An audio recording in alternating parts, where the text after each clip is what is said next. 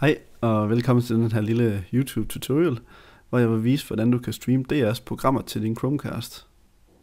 Og det gør du ved brug af Chrome-browseren, som vi har åbent her. Og så skal du installere en lille tilføjelse, et lille plugin til Chrome. Og det vil jeg nu vise, hvordan man gør.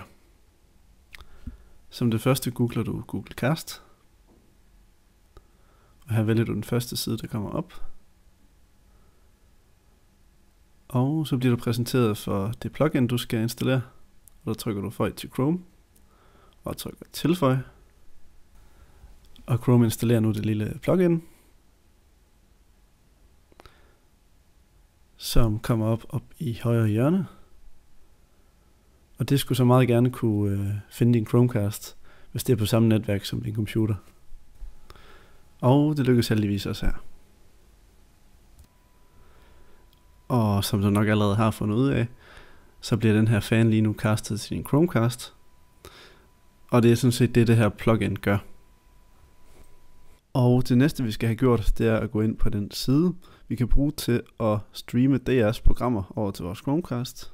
Og det er den her side, som jeg også linker til under videoen.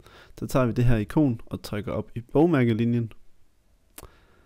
Og det næste skridt er så at gå ind på DR's side, hvor de har deres programmer. Her vælger vi så det program, vi gerne vil se.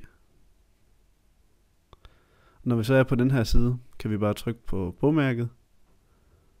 Og så starter klippet automatisk og bliver streamet til din Chromecast.